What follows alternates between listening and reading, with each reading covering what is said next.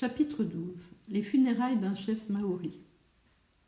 Kekumu, suivant un exemple assez fréquent dans la Nouvelle-Zélande, joignait le titre d'Ariki à celui de chef de tribu.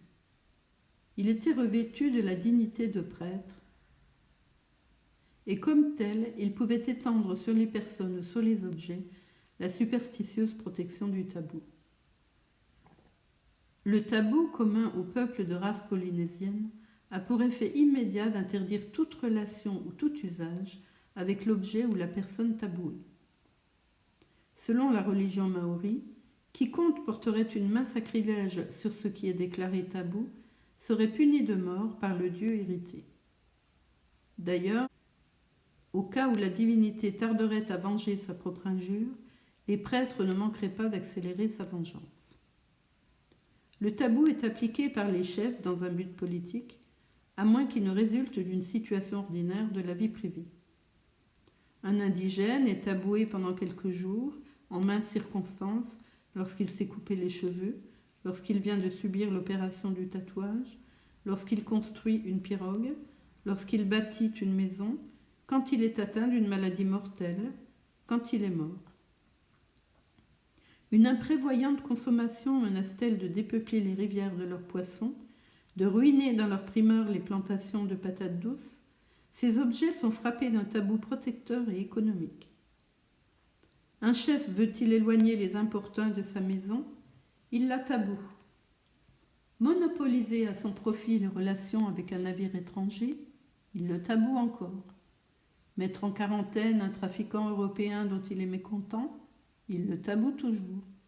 Son interdiction ressemble alors à l'ancien veto des rois. Lorsqu'un objet est taboué, nul n'y peut toucher impunément.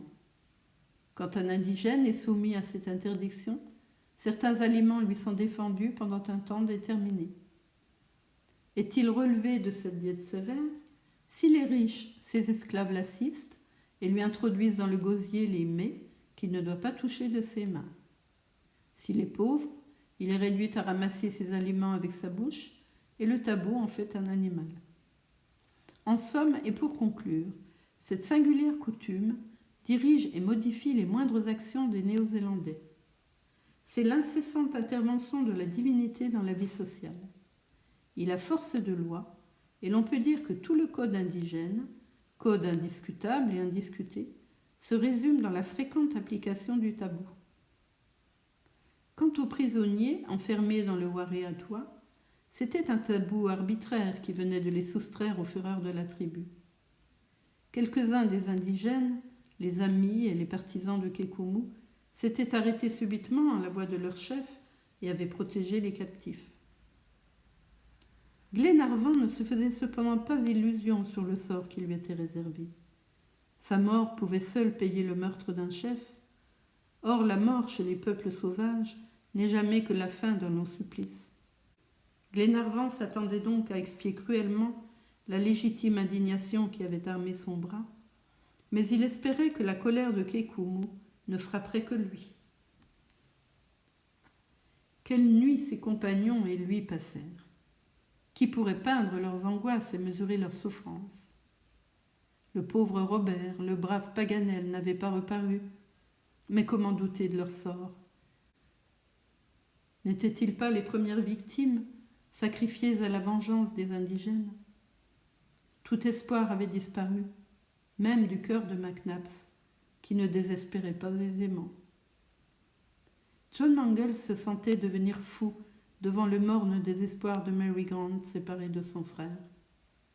Glenarvan songeait à cette terrible demande de Lady Helena, qui, pour se soustraire au supplice ou à l'esclavage, voulait mourir de sa main. Aurait-il cet horrible courage? Et Mary, de quel droit la frapper, pensait John, dont le cœur se brisait.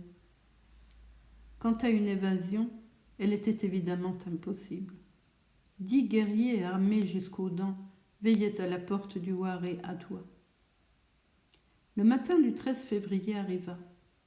Aucune communication n'eut lieu entre les indigènes et les prisonniers défendus par le tabou. La case renfermait une certaine quantité de vivres auxquels les malheureux touchèrent à peine. La faim disparaissait devant la douleur. La journée se passa sans apporter ni un changement ni un espoir. Sans doute, l'heure des funérailles du cher mort et l'heure du supplice devaient sonner ensemble. Cependant, si Glenarvan ne se dissimulait pas que toute idée d'échange avait dû abandonner Kikumu, le major conservait sur ce point une lueur d'espérance. Qui sait, disait-il en rappelant à Glenarvan l'effet produit sur le chef par la mort de Kara-Tété, qui sait si Kikumu, au fond, ne se sent pas votre obligé. Mais malgré les observations de McNabbs, Glenarvan ne voulait plus espérer. Le lendemain s'écoula encore sans que les apprêts du supplice fussent faits. Voici quelle était la raison de ce retard. Les Maoris croient que l'âme, pendant les 3 jours qui suivent la mort, habite le corps du défunt, et pendant 3 fois 24 heures, le cadavre reste sans sépulture. Cette coutume suspensive de la mort fut observée dans toute sa rigueur. Jusqu'au 15 février, le pas demeura désert. John Mangles, hissé sur les épaules de Wilson, observa souvent les retranchements extérieurs. Aucun indigène ne s'y montra. Seuls les sentinelles, faisant bonne garde, se relayaient à la porte du Waré Atoua. Mais le 3e jour, les huttes s'ouvrirent. Les sauvages, hommes, femmes, enfants, c'est-à-dire plusieurs centaines de Maoris, se rassemblèrent dans le pas, muets et calmes. Kekumu sortit de sa case et, entouré des principaux chefs de sa tribu, il prit place sur un tertre élevé de quelques pieds au centre du retranchement. La masse des indigènes formait un demi-cercle à quelques toises en arrière.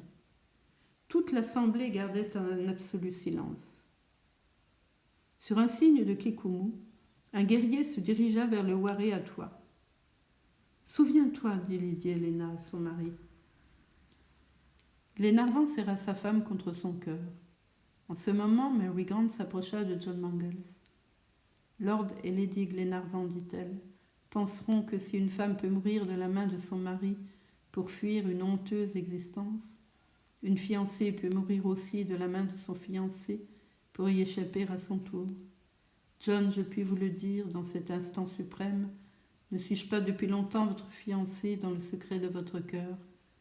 Puis-je compter sur vous, cher John, comme Lady Helena sur Lord Glenarvan? » « Mary, s'écria le jeune capitaine éperdu. « Ah, chère Mary !» Il ne put achever. La natte se souleva et les captifs furent entraînés vers Kekumu. Les 2 femmes étaient résignées à leur sort.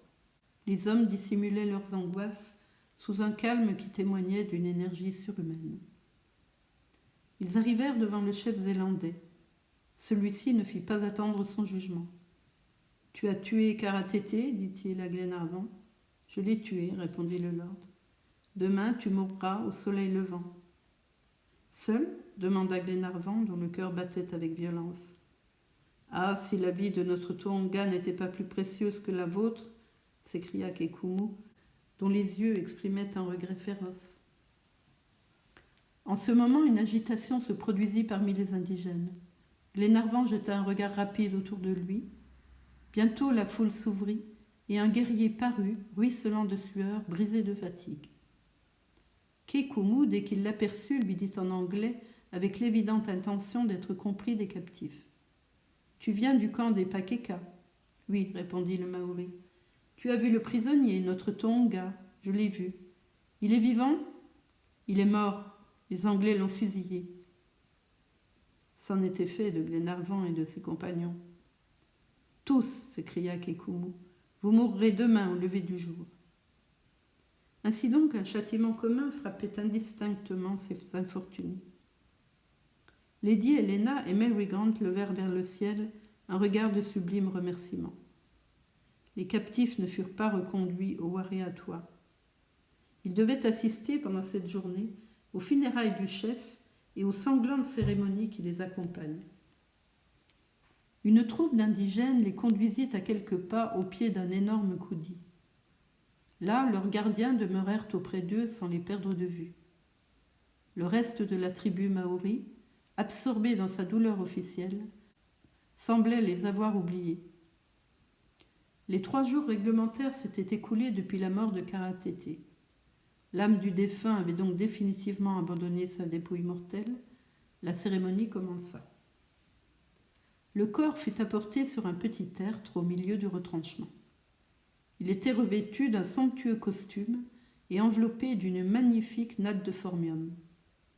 Sa tête, ornée de plumes, portait une couronne de feuilles vertes. Sa figure, ses bras et sa poitrine, frottés d'huile, n'accusaient aucune corruption.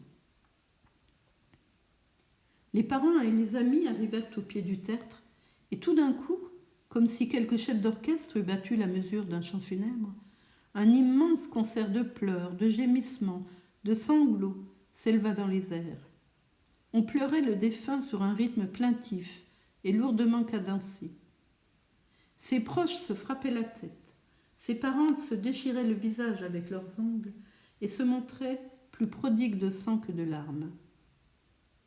Ces malheureuses femmes accomplissaient consciencieusement ce sauvage devoir.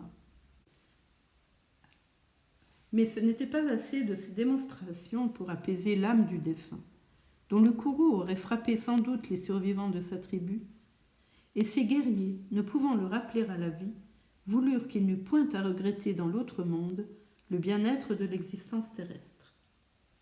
Aussi, la compagne de Kara Tété ne devait-elle pas abandonner son époux dans la tombe. D'ailleurs, l'infortuné se serait refusé à lui survivre.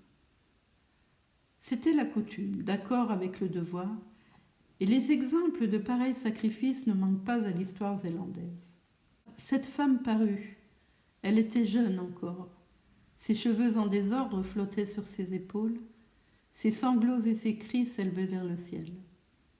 De vagues paroles, des regrets, des phrases interrompues où elle célébrait les vertus du mort, entrecoupaient ses gémissements, et dans un suprême paroxysme de douleur, elle s'étendit au pied du tertre, frappant le sol de sa tête. En ce moment, Kikumu s'approcha d'elle. Soudain, la malheureuse victime se releva, mais un violent coup de méré, sorte de massue redoutable, tournoyant dans la main du chef, la rejeta à terre. Elle tomba foudroyée. D'épouvantables cris s'élevèrent aussitôt. 100 bras menacèrent les captifs, épouvantés de cet horrible spectacle. Mais nul ne bougea, car la cérémonie funèbre n'était pas achevée. La femme de Kara Tété avait rejoint son époux dans la tombe. Les deux corps restaient étendus l'un près de l'autre. Mais, pour l'éternelle vie, ce n'était pas assez à ce défunt de sa fidèle compagne. Qui les aurait servis tous deux près de Nouia ou Toua, si leurs esclaves ne les avaient pas suivis de ce monde dans l'autre? Si malheureux furent amenés devant les cadavres de leurs maîtres, c'étaient des serviteurs que les impitoyables lois de la guerre avaient réduits en esclavage. Pendant la vie du chef, ils avaient subi les plus dures privations, souffert 1000 mauvais traitements, à peine nourris, employés sans cesse à des travaux de bêtes de somme. Et maintenant, selon la croyance maori, ils allaient reprendre pour l'éternité cette existence d'asservissement. Ces infortunés paraissaient être résignés à leur sort. Ils ne s'étonnaient point d'un sacrifice depuis longtemps prévu. Leurs mains, libres de tout lien, attestaient qu'ils recevraient la mort sans se défendre. D'ailleurs, cette mort fut rapide, et les longues souffrances leur furent épargnées. On réservait les tortures aux auteurs du meurtre qui, groupés à 20 pas, détournaient les yeux de cet affreux spectacle dont l'horreur allait encore s'accroître. 6 coups de méré, portés par la main de 6 guerriers vigoureux, étendirent les victimes sur le sol, au milieu d'une mare de sang. Ce fut le signal d'une épouvantable scène de cannibalisme. Le corps des esclaves n'est pas protégé par le tabou comme le cadavre du maître. Il appartient à la tribu. C'est la menue monnaie jetée aux pleureurs des funérailles. Aussi, le sacrifice consommé, toute la masse des indigènes, chefs, guerriers, vieillards, femmes, enfants, sans distinction d'âge ni de sexe, prise d'une fureur bestiale, se rua sur les restes inanimés des victimes.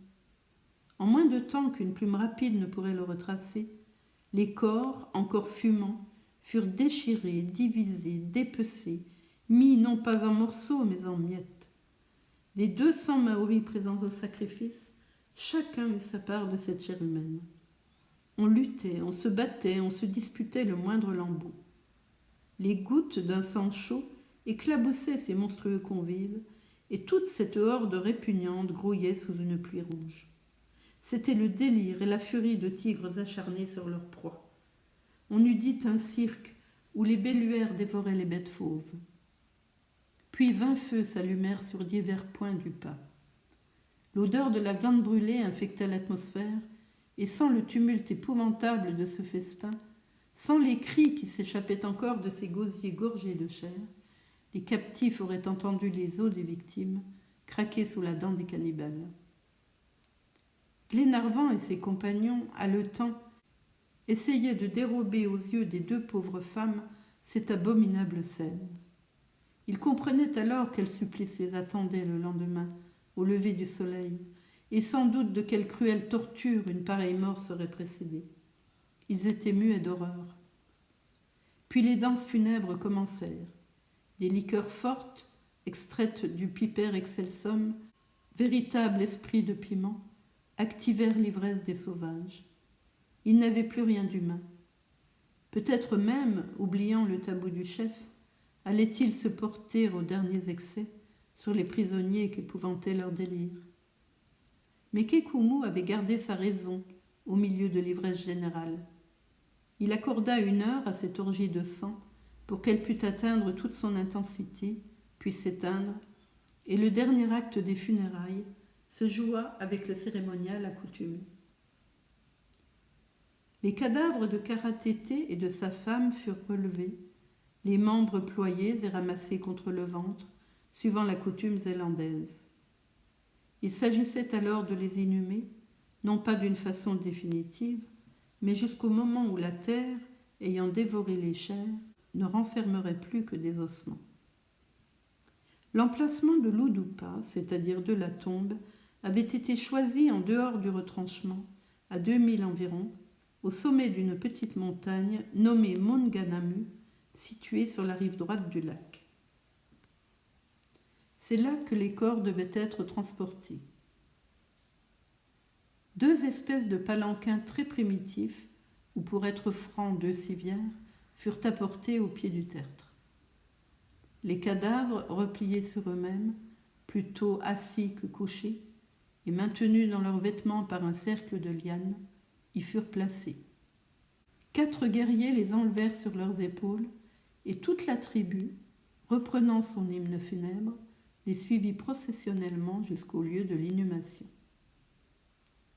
Les captifs, toujours surveillés, virent le cortège quitter la première enceinte du pas, puis les chants et les cris diminuèrent peu à peu.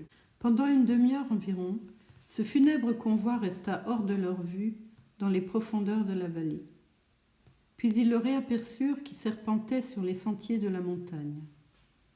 L'éloignement rendait fantastique le mouvement ondulé de cette longue et sinueuse colonne. La tribu s'arrêta à une hauteur de 800 pieds, c'est-à-dire au sommet du mont Ganamu, à l'endroit même préparé pour l'ensevelissement de Kara-Tété. Un simple Maori n'aurait eu pour tombe qu'un trou et un tas de pierres, mais à un chef puissant et redouté, destiné sans doute à une déification prochaine, sa tribu réservait un tombeau digne de ses exploits. L'Oudupa avait été entouré de palissades et des pieux ornés de figures rougies à l'ocre se dressaient près de la fosse où devaient reposer les cadavres. Les parents n'avaient point oublié que le Wedua, l'esprit des morts, se nourrit de substances matérielles, comme fait le corps pendant cette périssable vie. C'est pourquoi des vivres avaient été déposés dans l'enceinte, ainsi que les armes et les vêtements du défunt. Rien ne manquait au confort de la tombe. Les 2 époux y furent déposés l'un près de l'autre, puis recouverts de terre et d'herbe, après une nouvelle série de lamentations. Alors le cortège redescendit silencieusement la montagne, et nul maintenant ne pouvait gravir le mont Ganamu, sous peine de mort, car il était taboué, comme le Tongariro, où reposent les restes d'un chef écrasé en 1846 par une convulsion du sol zélandais.